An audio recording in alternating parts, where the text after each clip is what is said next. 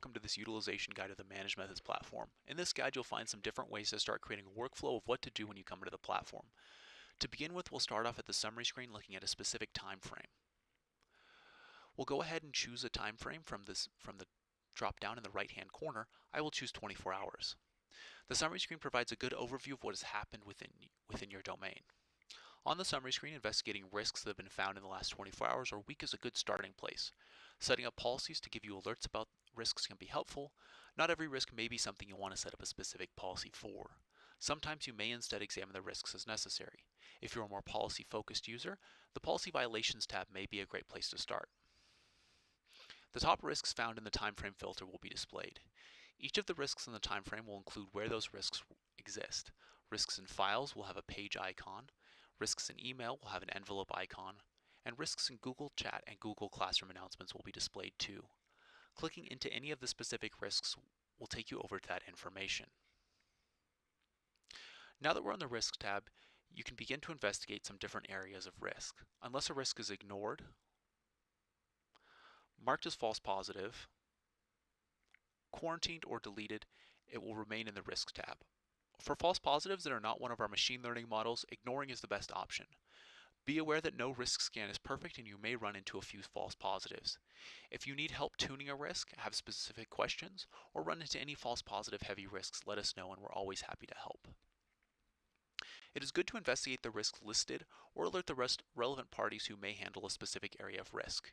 It is very easy to quickly look at a specific risk and get some basic information, as well as see what specific information was flagged. The machine learning models will look at the sentiment of the document and will require some further investigation. Clearing out risks is important so that you can keep the Risk tab under control rather than having lots of risks, some of which may have already been resolved. The best way to do this is ignore risks, again, where that incident has been dealt with or the risk in question wasn't relevant. We'll head back to the summary screen. Next, we can take a look at third-party apps. Apps are usually best controlled through policies. This allows you to have greater control over the apps connected to your domain. Setting up policies to revoke access to an app by app name, category, scope can be a great starting point to start taking more control of third-party apps. If you have app remediation set to something less strict like warn user, it may be a good idea to take a look at the specific apps listed in the access levels. You want to make sure that these are apps that you're comfortable with and that don't raise any red flags. Building out a sanction list of applications that you've given your seal approval to can be a great way to start tackling the challenge of third-party applications. Let's head back to the summary screen. The email summary can give you a good idea of what's going on in emails. Since we already took a look at risks, the next important area to look at would be potential phishing emails. Within the Emails tab, we can quickly see all the potential phishing emails. Make sure that you take action on them or potentially set up a policy to have these phishing emails moved to the user's trash or deleted. You can also utilize the Emails tab to investigate any specific emails that have been sent in your domain or sent out by your users. Note that emails outside of a 4-hour time frame will not be found in the Email Messages tab unless they contain an attachment, risk, phishing, or malware. For emails outside of the 4-hour time frame, you want to go ahead and utilize the live email search. And the live email search is a great tool if you do run into any spear phishing emails or an email accidentally sent throughout your domain. What you can do is you can utilize this live email search, filling out as much information as you know, to quickly find and delete all those specific emails. We'll again head back to the summary screen. The first area you might want to investigate within Drive files are files being shared to the outside.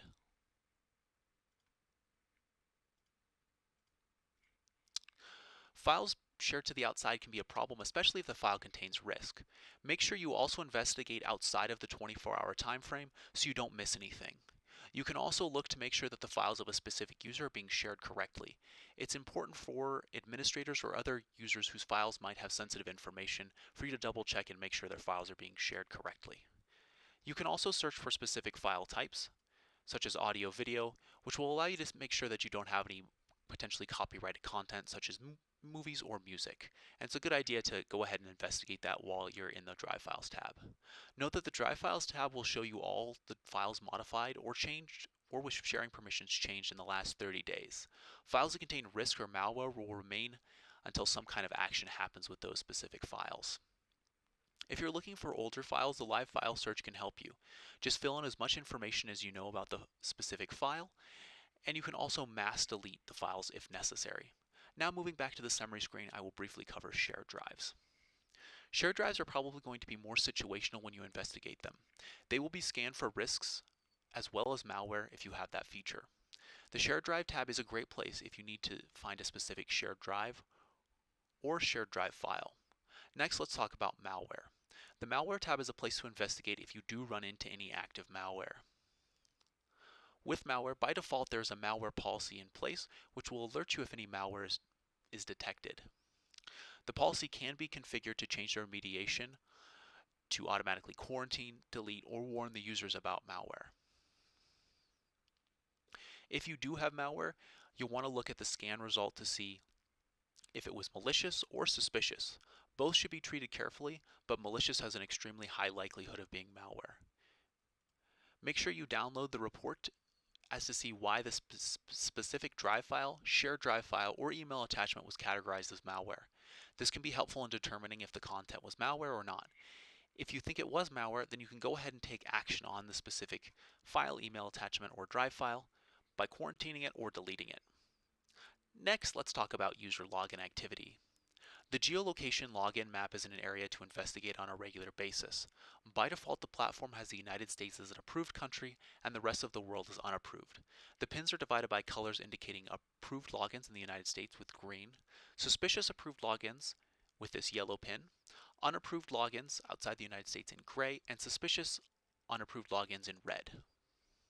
Filtering by sign-in events can help give you more valuable information. I usually look at successful logins as that shows who managed to actually get in and tends to be a bit more relevant. It would also probably be a good idea to go ahead and check the suspicious login successfuls of those users who had raised some kind of suspicion but still managed to get in. These filters make the map a lot more readable, allowing you to quickly see where users are logging in from. This can be helpful to deal with compromised accounts or potential VPNs.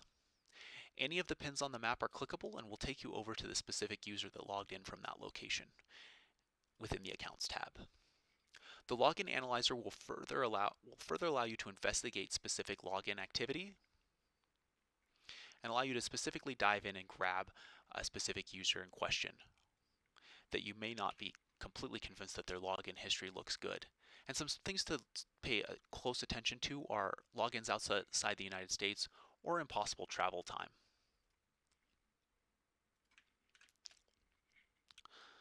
From the information that we just gathered on the Login Analyzer, we can go ahead and take a look at a specific user. By inputting their specific username, we're going to go ahead and just grab that specific user.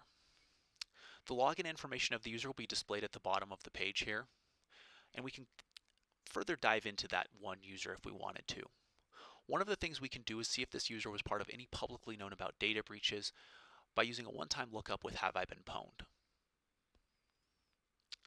The thing to be aware of with the other functions on here is that the suspend function, unsuspend, and reset password will be overwritten by an Active Directory sync. You can also download a report on the specific user's activity in the Google domain and quickly see the specific files as well as emails of that user and any third-party apps that they have.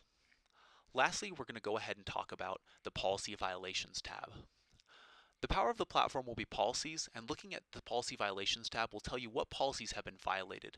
One of the useful features on the Policy Violations tab is looking at the violations in the last 24 hours. This provides a snapshot into the specific violations and remediation that have most recently occurred. Taking a look at what violated a policy and how the policy is configured can be helpful. You can quickly investigate any of the incidents in question by clicking on the entity name, which will take you to that specific area within the platform. You can also see exactly what was violated by a specific policy by clicking the drop-down arrow next to that entity name. You can also see how the policy was configured by clicking the drop-down arrow next to the policy violated. And this can be helpful to quickly configure your policies and make sure everything's looking in order. The Policy Violations tab is also a way to access any of your specific policies that you have enabled. Once you have policies configured, using the email alerts to investigate specific events is a great way to keep on top of things. But this workflow should help you understand what major areas to take a look at. If everything looks good, you can go ahead and exit the platform. There's a lot of information at your fingertips, and it can provide you great insight into your environment. I hope this guide has been helpful to get you started on a workflow utilizing the ManagedMethods platform. Thanks so much for your time.